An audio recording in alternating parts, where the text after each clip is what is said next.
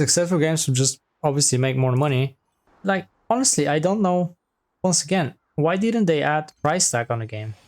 Because this is just, at this point, most of us know that this is kind of a just a way to bait people, right?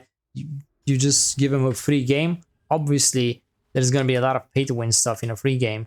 So a lot of people know that. I don't really understand. The thing is, I believe that they're making some sort of research before they actually decide how to make that work. And the craziest thing is, if they actually made a research, that research would have showed that most people just want pay to win games, which to me is crazy. At the same time, you get so many people that actually complain about pay to win games. But then on the other hand, you have so many people that actually enjoy pay to win games. And I'd say that it's probably something like generational issue as well, or you're a bit older, right? And you're making money, you work, but you don't have a lot of free time. And I've heard that argument so many times. Realistically, in many games, when you play, let's say, play 1 hour, in Guild Wars is the same. In Guild Wars is a casual game, but you can think about it. You can grind for 1 hour and make, let's say, 30 gold per hour in Guild Wars 2. If you work in real life for 1 hour, you're gonna make enough money that you can just buy and convert the premium currency in the game to gold, and you're gonna make, let's say, 200 gold. So it's almost 10 times more. And you think, wait, why would I want to grind in game when I can just work outside and save 10 times the amount of effort and time than just spend the money and convert it into gold, right? I don't need to. So this is kind of the argument. It sounds crazy, but it is what it is. And well, you want to play a game just for fun. You don't care about the grind and all that stuff, but it's kind of implemented in the game. And if you're not at the high level, you cannot really enjoy everything. It's not like regular single player games when it doesn't matter. It feels like a lot of people, especially I'd say older people, just prefer to have the option to have a shortcut, basically, because that's what it is. It's just a shortcut. They don't want to play, or maybe they just don't have time to play, but at the same time, you know, you lose the whole point of the game, right?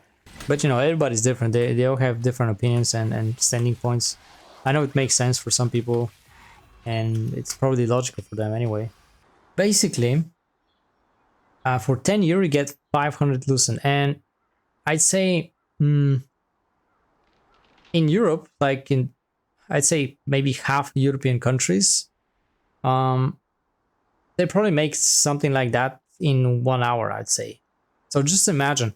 And the game is actually having a lot of extra steps, so you can't just convert someone's to lucent. Like for instance, Guild Wars 2 is kind of the same thing, but you can directly convert someone to lucent. So if you say you have like 50 gold per hour, let's just put it in this way. And then you can just think about, hey, that's the conversion rate.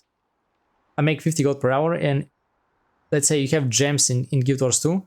I can just convert 200 gold for, let's say, 500 gems, for instance. So that means for 500 gems, I'm gonna need 4 hours, right? In Guild Wars 2, for example.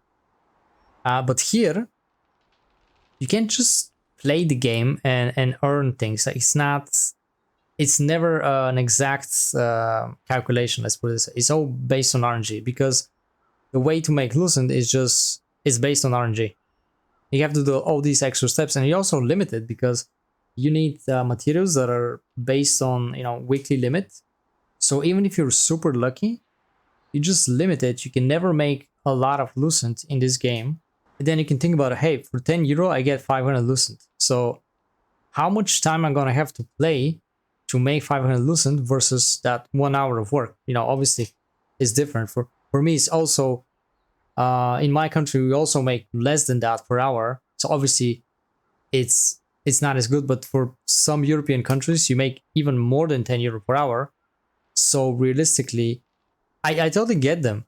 That's the thing. I totally get them. If they, let's say you work overtime on Saturday, and in some European countries, let's say maybe Germany, maybe UK, you're probably gonna make like, I'd say maybe 100 euro or something, right?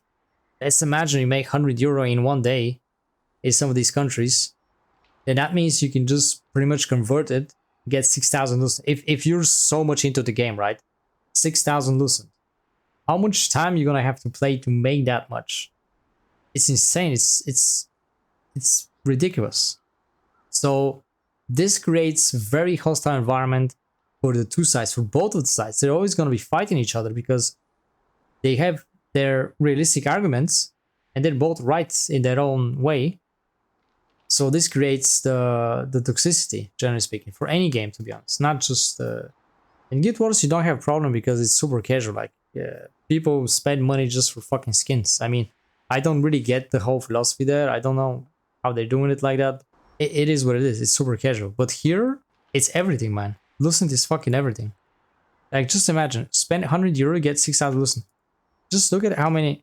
Something crazy about Lucent and so on. Let's say you get 6,000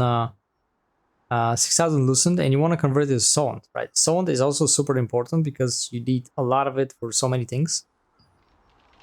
And why did they make these, right? You have 3 versions of these gems. You have the full sellable version that you can sell it both for a lot of money, for a lot of Sound to a merchant, and you can sell it for Lucent, so it's tradable. You have the other version that only sells for a lot of Sound on the vendor, but it's non-tradable. And then you have the most basic version that it's very cheap for Sound and it's also untradeable. But they all serve the same purpose for in-game. You just use them to craft items, right? They also serve the same purpose. And they made them so that exactly pay-to-win players can just pretty much skip all the grind. And let's say you need 500 million Sound. Well, just buy Lucent, buy these shits, sell them for Sound. There we go. You have like 6,000 Lucent. Let me just calculate that real quickly. Let's say you want to sell, obviously this one is the best. Let's say it's 10 Lucent, right? If you just spent 100 euro in the game, get Lucent and just buy all these fucking gems, sell them for Sound, you're gonna make almost 260 million Sound. Now just think about how much time you're gonna need to play the game to actually make this amount of Sound, and you're gonna need this amount of Sound for, you know, in-game services. And all you had to do is just work one day overtime to make that amount of money, basically. Another thing they could have done, like let's say still keep the pay to win element, like you can still just buy Lucent and pretty much have a shortcut, but let's say remove the most important items from the action cards, like make them account bound so that people cannot just immediately buy them. This is the most broken thing in my opinion, when anybody could just log in the game and day one buy the best item in the game. This is the most pay to win thing I can think of, and it's the worst. You don't even need to play the game and still get the best of the best items. This is literally the worst. In some cases it makes sense, and like let's say now we're gonna have a new update, so a lot of the prices will be inflated, and you can make a lot of money early on. On the other side, if you're the person that is gonna spend real money, then you're screwing yourself, because if you wanna buy these things right now on release, they're gonna be way more expensive. If you just wait 1 month, they'll be way cheaper. So, you know, either way, somebody's getting screwed up at some point, no matter what.